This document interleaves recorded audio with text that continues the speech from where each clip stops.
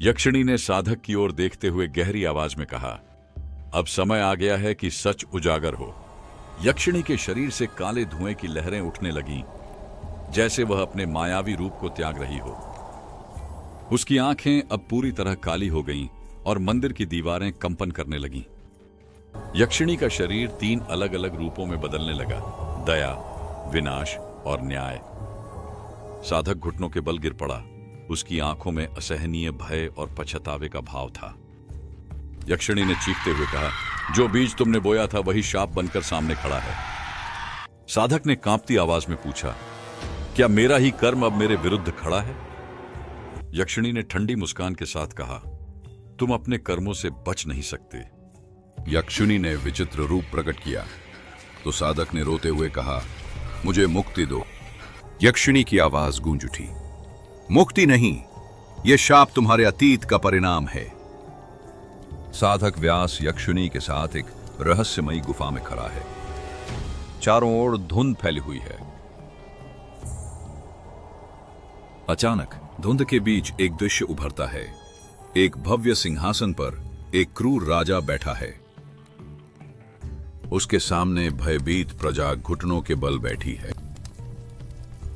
कोई माफी मांग रहा है तो कोई अपने परिवार के लिए विनती कर रहा है। राजा के संकेत पर सैनिक निर्दोष लोगों को दंड दे रहे। यक्षिणी बोलती है, राजा कोई और नहीं बल्कि तुम स्वयं हो। व्यास की आंखों में डर और ग्लानि झलकती है। वह उस दृश्य को पहचानता है, यह उसका ही अतीत है। वही शक्तियां जो उसने ध्यान और तप से प्राप्त की थीं, उन्हें उसने भय और नियंत्रण का माध्यम बना लिया था। व्यास के चेहरे पर भय की लकीरें थीं। चारों ओर राक्षसी आकृतियां उसे घेर चुकी थीं।